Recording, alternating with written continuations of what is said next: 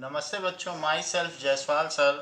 हम पढ़ रहे हैं class 12th relations and functions. Last class में हमने एग्जाम्पल 5 डिस्कस किया था और ये भी डिस्कस किया था कि इक्विवेलेंट क्लासेस की प्रॉपर्टीज़ क्या होती हैं। अब इसी से रिलेटेड क्वेश्चंस हम करते हैं। Now exercise 1.1 question number 8। Show that the relation R in the set A. Show that the relation R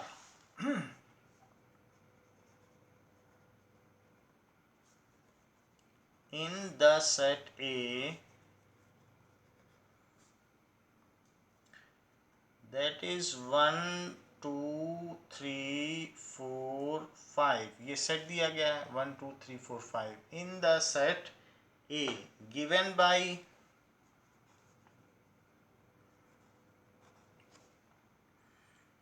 R is equals to R is a set of ordered pair AB such that mod A minus B is even is an equivalence relation. Is an equivalence relation.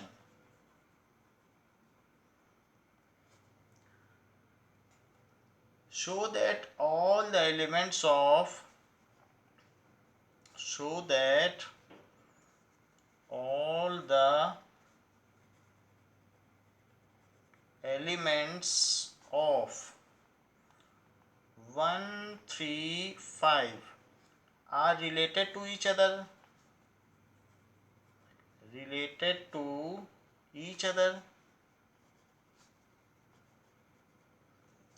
And all the elements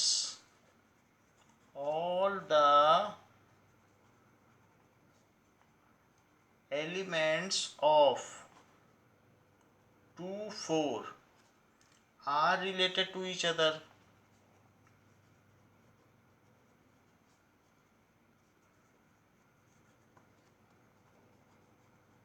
ये बात कही गई है। but no element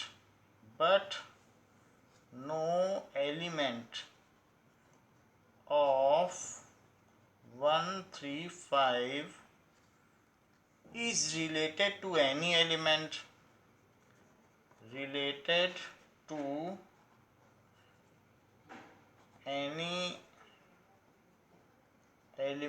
of 2 4, ये चीज कही गई। Now तो इस क्वेश्चन को हम करते हैं। ये बिल्कुल उसी तरीके का क्वेश्चन है कि 2 divides mod a minus B, क्योंकि इवन नंबर कह देना तो ये तो वही चीज़ है। सो ऐसा कहा गया है। So R is equal to this.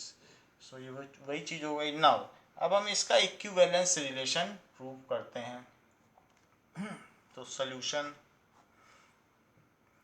कि A comma A belongs to R for every A belongs to A as, ऐसा क्यों है, as A minus A mod is equals to 0 which is even, क्योंकि वो 2 से डिवाइड हो सकता है तो 0 एक इवन नंबर माना जाता है। तो इसका मतलब है कि ए बी बी सी सी जितने भी होंगे सब 1 1 2 2 3 3 सब इसमें आ सकते हैं। 1 2 3 4 5 है तो सभी आ सकते हैं क्योंकि उनका डिफरेंस इवन है। सो रिलेशन इज रिफ्लेक्सिव, इसलिए रिलेशन रिफ्लेक्सिव हुआ। दूसरी चीज, if let A b belongs to R for AB belongs to set A, ordered pair इसका एलिमेंट और AB सेट का element. This implies mod A minus B is even. This further implies mod B minus A is even, क्योंकि वो तो mod के अंदर है, और वैसे भी प्लस माइनस का इवन और ऑड पे कोई फर्क नहीं होता, फिर भी मॉड में तो एक ही वैल्यू आएगी। This implies b a belongs to R, तो ए बी के होने से बी ए भी हो गया। सो रिलेशन इज सिमेट्रिक हो गया। तीसरी चीज transitivity. So let A B comma B C belongs to R, जहाँ पर A B C belongs to A, जहाँ ए बी सी ए के मेंबर्स हैं, एलिमेंट्स हैं, तो इससे क्या इम्प्लाई होता है, mod a minus B is equals to 2m, और mod b minus C is equals to 2n, where mn belongs to, जहाँ mn इंटीजर हैं, तो यानी इवन है। मेरा कहने का मतलब है इनका डिफरेंस इवन है, 2 इसका फैक्टर है तो इवन है, और इवन ही के बारे में बोला गया क्वेश्चन में कि इवन होगा अगर इनका डिफरेंस तो इसका सदस्य होगा। देख लो क्वेश्चन, इवन तो हमने लिख दिया, इवन होगा तो 2 उसका फैक्टर होगा।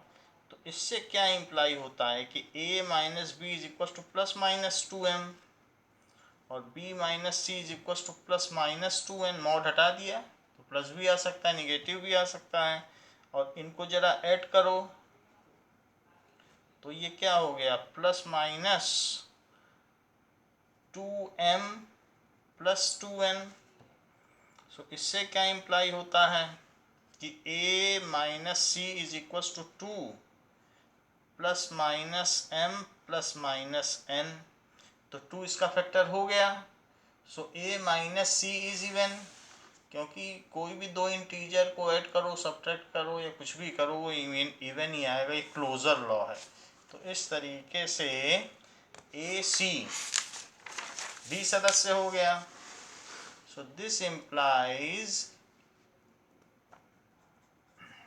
ए माइनस सी इज इवन, ये चीज हो गई। एंड दिस फर्दर इम्प्लाइज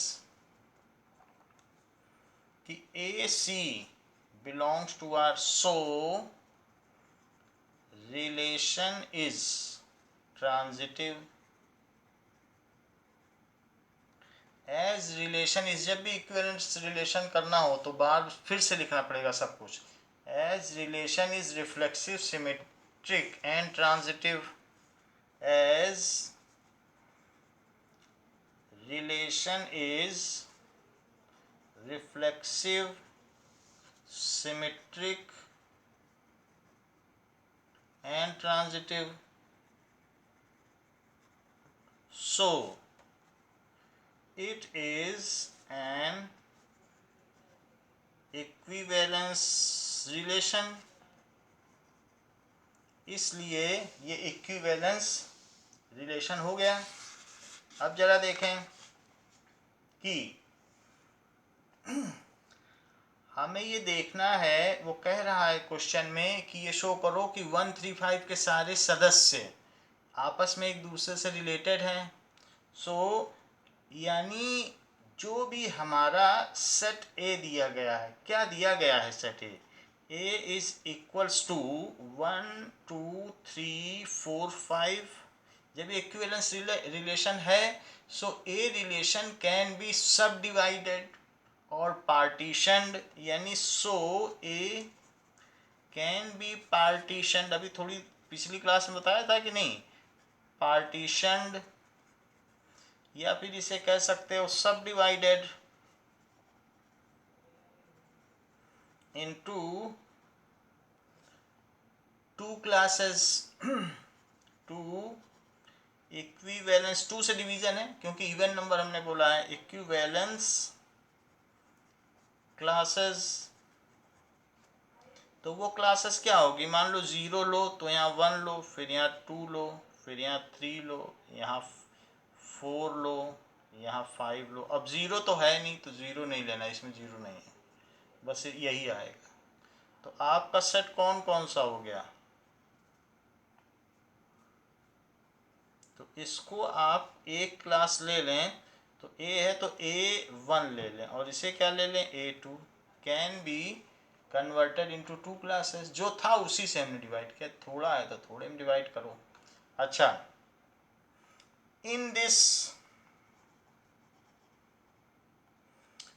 जो भी बात कही गई है 2 4 मान लें कहा जाए तो mod 2 minus 4 is equals to 2, ठीक है, and mod 4 minus 2 is equals to 2, these are even, these are even, तो इसलिए 2 4 और 4 2 आर के सदस्य हुए। तो मैंने दिखा दिया कि पहले वाले के सभी एक दूसरे से रिलेटेड है, इवन बोला था तो इवन तो है ही है, 2 है तो इवन तो हो गया। अब इन A2 1 3 5 mod 1 minus 3 is equals to 2 is equals to mod 3 minus 1, mod 1 minus 5 is equals to 4 is equals to mod 5 minus 1, और mod 3 minus 5 is equals to 2 is equals to mod 5 minus 3 are even, ये सभी even हो गए। तो अब अगर ये even हैं तो 1 3 3 1 1 5 5 1 3 5 5 3 these all belongs to R। तो जितने भी मेंबर्स थे वे सभी आर के सदस्य हो गए क्योंकि उनका डिफरेंस इवन है।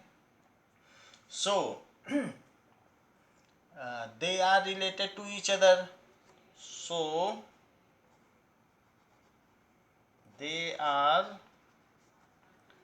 related to each other। तो ये बात पूछी गई है कि वे सभी एक दूसरे से रिलेटेड हैं। However, जबकि 2 4 and 1 3 5, however in 2 4 and 1 3 5 no member of, no element of one class is related to any member of other class, no element of one class is related to any member of other class as difference of even and odd number is odd, as difference of even and odd in odd number is odd। इसलिए कोई भी किसी से इसका इससे relate नहीं होगा क्योंकि एक इवन नंबर का सेट है एक ऑड नंबर का सेट है। मोर ओवर जो 2 4 है और इसका इंटरसेक्शन अगर 1 3 5 के साथ किया जाए तो 5 आ जाता है, और 2 4 इज 1 3 5 के साथ यूनियन किया जाए तो A आ जाता है। तो मैंने हर बात बता दी, यानी इक्विवेलेंस क्लास की हर चीज़ बता दी। ये तीसरा पॉइंट है। ये दूसरा पॉइंट है कि कोई रिलेटेड नहीं, और ये पहला पॉइंट है कि हर एक से रिलेटेड है। सो इसलिए 2 4 and 1 3 5 are two equivalence class of given set A, या उसे पार्टीशन सेट भी कहते हैं क्योंकि ये म्यूचुअली एक्सक्लूसिव हैं और मिल के पूरा सेट कंज्यूम कर ले रहे हैं, तो एग्जॉस्टिव भी हैं। तो सो हम ये कह सकते हैं कि 1 2 and 1 3 5 are equivalence classes of set ए। वैसे पूछा यहीं तक गया था, ये हमने अपनी तरफ से कराया, ये आपको करने की ज़रूरत, कर दोगे तो बहुत अच्छा हो जाएगा, और नहीं भी करोगे तो नंबर नहीं कटेंगे, लेकिन कर देने से आपका बिल्कुल परफेक्ट हो जाएगा। तो ये भी हमें बताना चाहिए जब वो इक्विवेलेंस क्लास के बारे में पूछ रहा है। आगे देखें। Now 9th question. 9th question क्या है?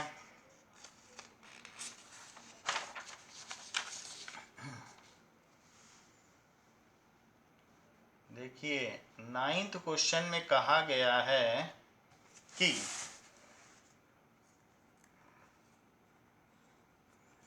so that each of the relation are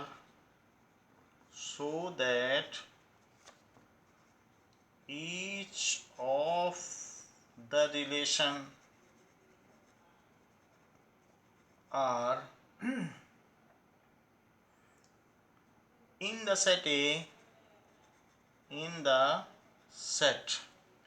A,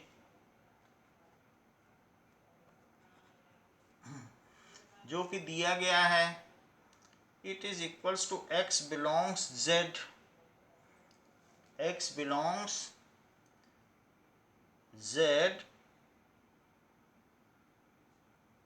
जिसमें कि x 0 से 12 के बीच में है, given by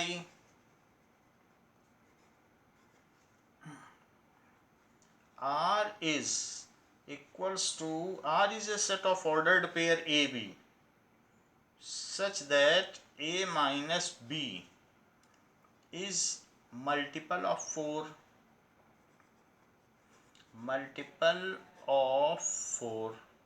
तो ये चीज़ कही गई है। तो ये आपको ये बताना है इज एन इक्विवेलेंस रिलेशन।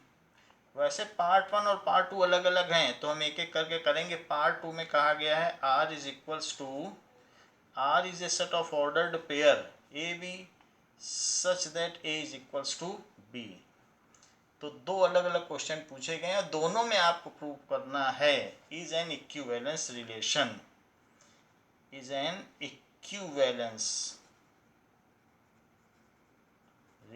ये तुल्यांक संबंध है, ठीक है। And find the set of all elements related to one in each case, find the set of all elements related to one in each case। तो हम पहला पार्ट करते हैं। पहला पार्ट क्या है? पहला पार्ट ए तो आपको पता है, ए 0 से लेके 12 तक है, तो और वो भी जो भी दिया गया है सो दैट द रिलेशन, और इंटीजर भी है, तो 0 से 12। वास्तव में ए 0 1 2 3 4 5 6 7 8 9 10 11 12 है। ये तो बात हो गई। अब हमें ये रिलेशन दिया गया है A minus B is multiple of 4, तो ए belongs to R for every A belongs to A as A minus A है ना पहला वाला, और उसका मॉड इज इक्वल्स टू 0, तो 0 इज मल्टीपल ऑफ 4, 4 का मल्टीपल 0 भी हो सकता है, 4 8 ऐसे 0 भी मल्टीपल ऑफ 4 है, is multiple of 4। 0 is multiple of 4, तो पहली चीज हो गई, क्योंकि 0 को 4 के लिखा जा सकता है, so it is multiple of 4 as A minus A can be written as 4 0, या इसे आप क्या लिख सकते हैं कि 0 इंटू 4 लिख सकते हैं, तो इसलिए मल्टीपल ऑफ 4 है। यहाँ पर भी बात अपने आप में पूरी है, ठीक है। इसलिए so the relation is reflexive, so relation is reflexive, reflexive हो गया। दूसरी चीज देखिए, क्या ये सिमेट्रिक होगा? Let A b belongs to R, जहाँ ए बी बिलोंग्स टू ए है, this implies mod a minus B is multiple of 4, जहाँ a minus b multiple of 4 हैं। तो जब a minus b multiple of 4 है तो b माइनस ए, क्योंकि mod के अंदर तो अदलते बदलते रहो, कुछ फर्क नहीं पड़ता, इज मल्टीपल ऑफ 4। इससे ये पता चलता है कि बी ए भी R का सदस्य होगा। सो रिलेशन इज सिमेट्रिक, तो रिलेशन सिमेट्रिक है। अच्छा, ट्रांजिटिविटी देखें, let A b b C belongs to R, जहाँ पर ए बी सी ए के सदस्य हैं। तो इससे ये पता चलता है कि mod a minus B is equals to 4m and b minus C is equals to 4n, जहाँ m n belongs to z होगा, क्योंकि मल्टीपल है तो z हो सकता है। अब जरा देखो, इससे ये पता चलता है कि a minus B is equal to plus minus 4m and b minus C, जब मॉड हटाते हो तो दूसरी तरफ प्लस माइनस लगाया करो, ये चीज़ हो गई। और इससे ये पता चलता है कि यदि दोनों को ऐड कर दिया जाए तो प्लस माइनस 4m और प्लस माइनस 4n, तो इससे b और b कट गया और a minus C is equal to plus minus 4 और m प्लस n लिख सकते हो, ये कर सकते हो। अब चूंकि प्लस माइनस है तो मॉड को रिस्टोर किया जा सकता है, इज 4m प्लस n। इससे पता चलता है कि mod a minus C is multiple of 4, जहाँ m प्लस n भी इंटीजर होगा। क्लोजर लॉ से भाई m और n इंटीजर है तो उनका जोड़ भी इंटीजर ही होगा। तो अब a minus c multiple of 4 हो गया मॉड का, तो इससे इम्प्लाई होता है कि A C belongs to R. तो ये और ये था और b को बाईपास करके a और c बन गया, तो रिलेशन कैसा हो गया? ये उत्क्रमणीय संबंध हो गया। So relation is transitive, relation is transitive. अच्छा, as relation is reflexive, symmetric and transitive, तो यहाँ देखिए रिलेशन रिफ्लेक्सिव हो गया, स्वतः से संबंध है, सम्मित संबंध है, उत्क्रमणीय संबंध है, तो इसलिए तुल्यांक संबंध हुआ। So as relation is reflexive, symmetric and transitive, so relation is equivalence relation. As relation is reflexive, symmetric and transitive, so relation is equivalence relation, इसलिए ये संबंध इक्विवेलेंस रिलेशन हुआ। अब अगर ये इक्विवेलेंस रिलेशन हो गया है तो इसमें जरूर कुछ क्लास बनाई जा सकती हैं इक्विवेलेंस क्लास, जबकि ए दिया गया है।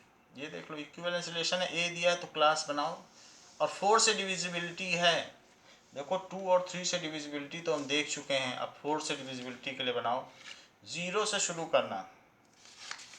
सो for as it is equivalence relation, so given set can be partitioned into equivalence class as given relation is equivalence relation,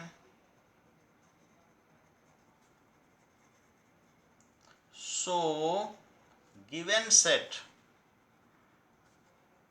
can be partitioned, so given set can be partitioned. Partitioned अगर आपको अच्छा ना लगे तो सब divided लिख दीजिएगा, सब डिवाइडेड इनटू इक्विवेलेंट क्लासेस,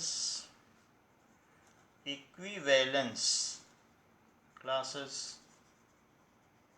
तो अब अलग अलग क्लास बनाओ, जीरो से शुरू करके, 0 1 2 3। जब 4 से डिविजिबिलिटी पूछी जाए तो 4 क्लास बनेंगे, 3 से होगी तो 3 क्लास बनेंगे, इवन नंबर पूछा जाए या 2 से डिविजिबिलिटी तो 2 क्लासेस बनेंगे। तो 0 1 2 3 4 5 6 7 8 9 10 11 और 12 तक ही था। तो ये सारी इक्विवेलेंस क्लास बन गई। अच्छा, अब एक चीज इनमें कॉमन प्रॉपर्टी देखी जा सकती है। क्या कॉमन प्रॉपर्टी देखी जा सकती है? तो ये तो इसका रिप्रेजेंटेटिव 0 हो गया, तो ये 0 क्लास है, ऐसे लिखा जा सकता है। ये 1 हो गया, 0 से आगे बढ़ते हुए लिया जाता है। और ये 2 की क्लास हो गई, क्लास रिप्रेजेंटेटिव, इसे क्लास रिप्रेजेंटेटिव कहते हैं। और ये 3 की क्लास हो गई, ये चीज़ हो गया। अच्छा, इसका हर मेंबर एक दूसरे से रिलेटेड है, क्योंकि किन्हीं भी दो के डिफरेंस का मॉड 4 से डिविजिबल है। यहाँ भी वही बात है, आप करके देख लें, इसका इसका डिफरेंस या इसका इसका डिफरेंस या इसका इसका, सभी जो डिफरेंस का मॉड है वो 4 से डिविजिबल है। यहाँ देख लें, इसका इसका डिफरेंस, इसका इसका डिफरेंस 8 है, 4 से डिविजिबल है, 4 का मल्टीपल है। यहाँ देख लीजिए आप, इनका इनका डिफरेंस 4, इनका इनका डिफरेंस 8, इनका इनका डिफरेंस 4। तो इस तरीके से ये इक्विवेलेंस क्लास की सारी प्रॉपर्टीज फॉलो करता है। खैर, आपसे इसका कोई क्लेरिफिकेशन नहीं पूछा जा रहा है कि ये कैसे इक्विवेलेंस क्लास है, लेकिन जो पिछला क्वेश्चन आपको कराया गया था उसी के बेसिस पर आप दिखा सकते हैं कि हर क्लास का ईच एंड एवरी एलिमेंट दूसरे से रिलेटेड है और किसी क्लास का कोई भी एलिमेंट किसी दूसरी क्लास से रिलेटेड नहीं है। और इन चारों का यूनियन ए है और इन चारों का पेयर वाइज इंटरसेक्शन फाई है। यदि इतना आप दिखा देते हैं तो यही इक्विवेलेंस क्लास का क्राइटेरिया है। तो ये चीज़ें मान ली जाएंगी कि ये चारों इक्विवेलेंस क्लासेस हैं। बट आपसे पूछा नहीं गया है, आपको तो सिर्फ पूछा गया है कि 1 क्लास से रिलेटेड कौन है। सो ये पूछा गया है find all element related to 1। So 1 is equals to 1 5 9, बस इतना लिख के छोड़ दो, हो गया। These are the elements related to this. अच्छा, इसका सेकंड पार्ट देखिए। सवाल सिंपल हैं, लेकिन आपको पंचुअलिटी का पूरा ध्यान रखना है। सभी सवाल एक जैसे हैं जितने भी हमने किए, चाहे सिमेट्रिक, रिफ्लेक्सिव। आपको इस चैप्टर में पंचुअलिटी के मार्क्स हैं। अब देखो, r is equals to, a set वही है 0 से 12 तक, r is equals to a b such that a is equals to b, ये दिया गया है। तो अब आपको फिर वही काम करना है कि इसे इक्विवेलेंस रिलेशन प्रूव करना है। Prove that it is equivalence relation and find all the elements related to 1। Prove that it is equivalence relation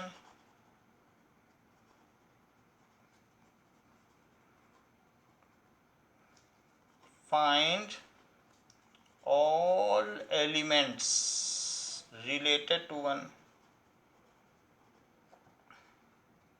ये चीज कही गई है। तो इसका सलूशन देखिए। तो पहली चीज कि रिलेशन क्या सिमेट्रिक होगा कि A belongs to R for every A belongs to A as A is equals to A. भाई रिलेशन इक्वलिटी का है, A is equals to A. तो इसलिए सो रिलेशन इज रिफ्लेक्सिव, इसलिए रिलेशन रिफ्लेक्सिव हुआ। दूसरी चीज देखिए कि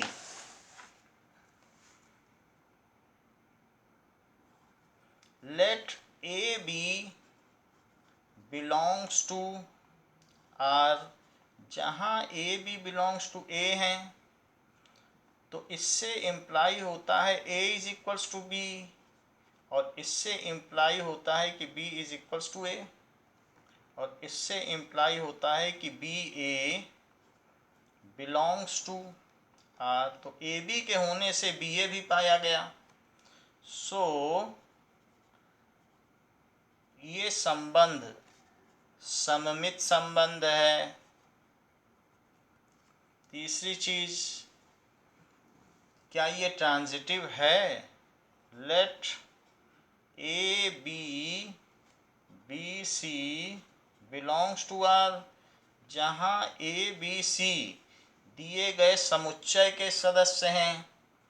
तो इससे ये इम्प्लाई होता है कि a is equals to b and b is equals to c. A b के इक्वल है, बी सी के इक्वल है। अच्छा, इससे फर्दर क्या इम्प्लाई होता है? a is equals to c, a b के बराबर, बी सी के बराबर। तो इससे क्या इम्प्लाई होता है कि A C belongs to R. सो ये इस रिलेशन का मेंबर हुआ। और इससे क्या इम्प्लाई हो जाता है? So relation is transitive. As relation is reflexive, symmetric and transitive, चूँकि ये तीनों हैं, so as concluding statement अवश्य लिखना है। Relation is reflexive, symmetric and transitive. So it is an equivalence relation. So it is an equivalence relation. अब जरा देखो, जो हमारा ये क्वेश्चन है कि A is equals to B, तो अब इक्वलिटी वाली बात आ गई क्वेश्चन में। अब इक्वल तो 1 के इक्वल तो 1 ही होगा, 1 के इक्वल 2 तो हो नहीं सकता। तो ऐसे में A क्या है? A बहुत बड़ा सेट है और A में 13 एलिमेंट हैं, आप देख लो। तो देयर विल बी 13 क्लास, क्योंकि कोई भी एलिमेंट दूसरे के क्यों इक्वल होगा? तो कोई दूसरे के इक्वल हो नहीं सकता। तो इसलिए जीरो सिर्फ जीरो से ही रिलेट हो सकता है। So 1 can be related to 1 only, क्योंकि 1 1 के इक्वल होगा। 2 2 के तो 13 क्लासेस बनेंगे, क्योंकि उस रिलेशन को भी तो साथ में उन्हें उस कंडीशन को फुलफिल करना होगा। So in this case only 1 can be related to 1, can be related to 1 as 1 is equals to 1। और तो कुछ केस हो नहीं सकता, 1 1 के ही तो इक्वल हो सकता है, तो और कोई नहीं इसमें आ सकता है। देखिए, क्वेश्चन नंबर 11 में कहा गया है कि so that the relation R in the set A, so that the relation R in the set A of points in a plane given by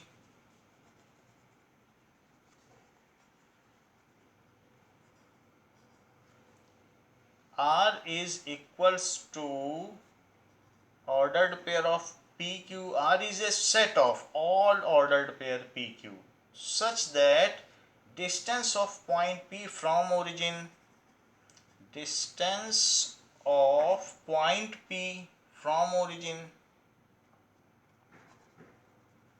point P from origin is same as distance of point Q from origin is same as distance of Q from origin, ऐसा कहा गया है।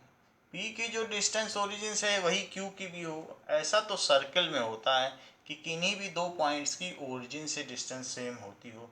Is an equivalence relation, is an equivalence relation further show that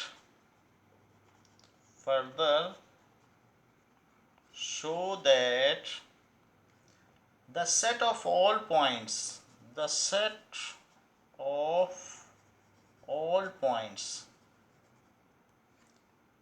related to a point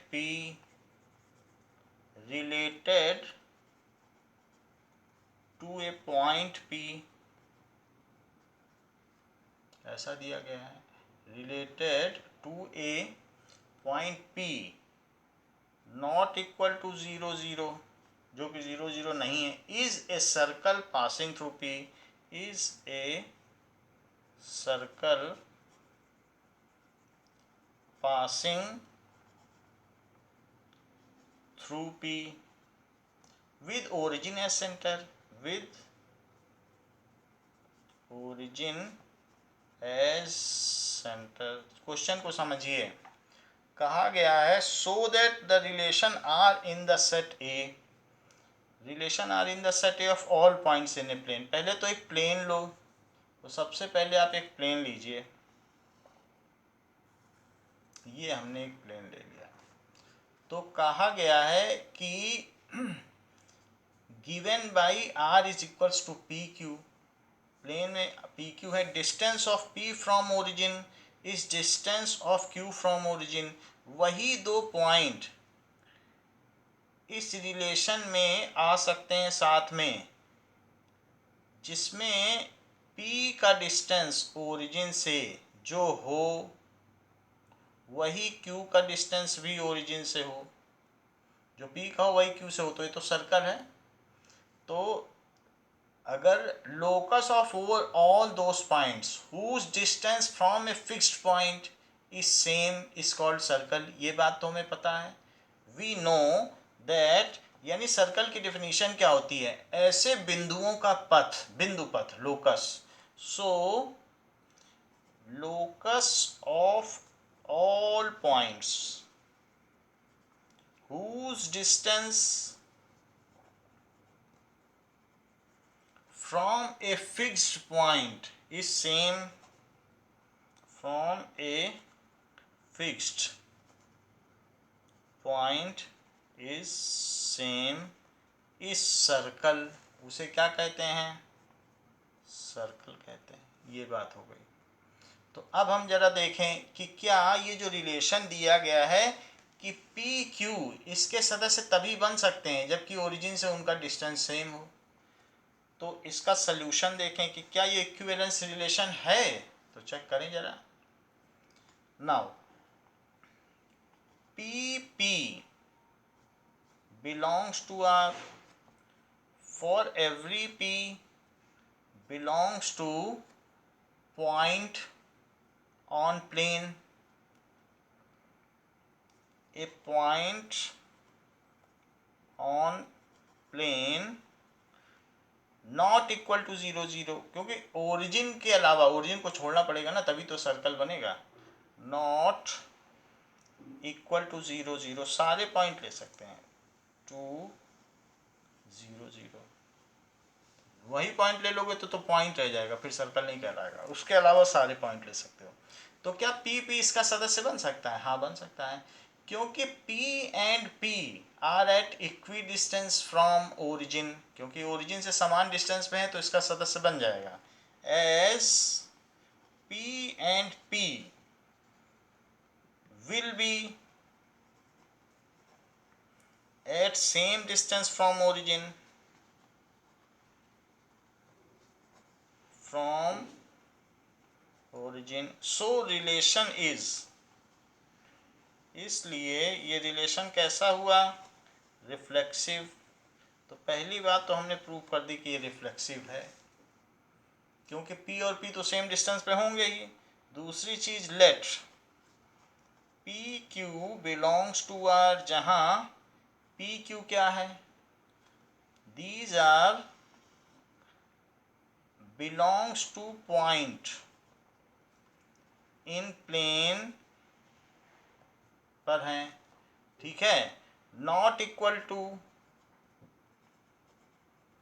0 0 नहीं हो सकते, book ही कह रही है कि 0 0 को, ओरिजिन को छोड़ के सारे पॉइंट्स। तो पी क्यू इसको बिलोंग करता है, तो इससे क्या इंप्लाई होता है कि p and q are at same distance from origin, at same distance from origin. तो P and Q are at same distance from origin, इससे क्या इंप्लाई होता है, Q and P are at same distance from origin.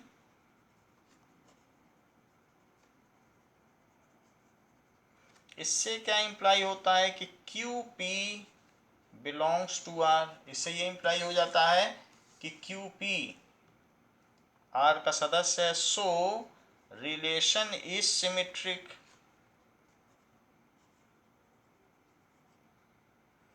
ऐसा क्यों, क्योंकि P Q के होने से QP भी पाया गया। अगर पी क्यू सेम डिस्टेंस पे है तो QP क्यों नहीं है, तो ये सिमेट्रिक हो गया। ट्रांजिटिविटी देखें, पी क्यू ये लेट किया है, let p q q R, R तो नहीं ले सकते हैं क्योंकि आर तो रिलेशन ही दिया गया, q t belongs to R, जहां पर पी क्यू टी ये belongs to points on plane other than 0 0, 0 0 को छोड़ के कोई भी पॉइंट हो सकता है, हमने लिख दिया points on plane other than 0 0। अब जरा देखो, सो इससे इंप्लाई होता है कि P and Q are at same distance from origin, as well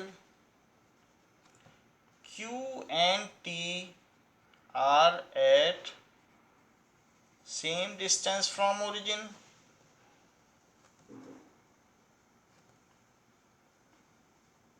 तो इससे क्या इंप्लाई होता है, P और Q सेम डिस्टेंस पर हैं और ये Q और T भी सेम डिस्टेंस पर है ओरिजिन से, तो क्या P और T नहीं हो जाएंगे सेम डिस्टेंस पर, बिल्कुल हो जाएंगे। सो इससे इंप्लाई होता है कि P and T are at same distance from origin, at same distance from origin. तो वो सेम डिस्टेंस पर है, तो उससे क्या इंप्लाई हो जाएगा, इससे इंप्लाई हो जाएगा कि पी क्यू और क्यू टी आर के एलिमेंट्स थे, आर को बिलोंग करते थे, पी टी भी पाया गया। इससे इंप्लाई होता है कि P T belongs to R, so relation is transitive. as relation is symmetric, reflexive पहले लिखना चाहिए था, and transitive, so it is equivalence relation। इसलिए इक्विवेलेंस रिलेशन हो गया, ये चीज हो गई। आगे पूछा गया है कि further show that all the points related to point P through the circle passing through P with origin as centre. तो अब आगे शो करना है, सो वी नो दैट, हम ये बात जानते हैं कि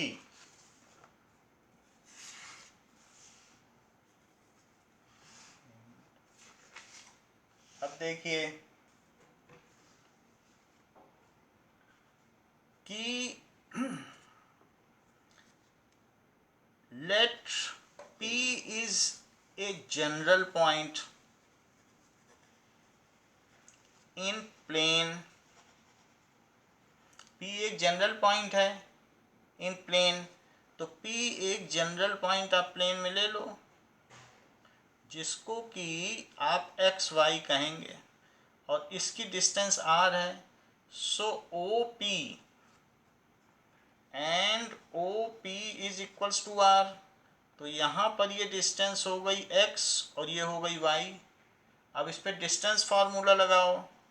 सो OP इज इक्वल्स टू, जो OP है या OP square is equals to OM square plus MP square. तो OP स्क्वायर कितना है और OM स्क्वायर क्या है, X square plus Y square. So यहाँ पर इससे क्या इम्प्लाई होता है, X square plus Y square is equal to R square is equation of circle, is equation of circle. तो इस तरीके से हमने कहा P एक जनरल पॉइंट है and it's distance from centre is constant. यहाँ हमने कह दिया OP is equal to r, जिसको कि हमने क्या कहा, कांस्टेंट, क्योंकि रिलेशन में कहा गया है वही सारे बिंदु आ सकते हैं जिनकी ओरिजिन से डिस्टेंस कांस्टेंट हो। तो कांस्टेंट लेने पर ये बात प्रूव हो गई, it is equation of circle. तो बच्चों इस क्लास के लिए इतना ही।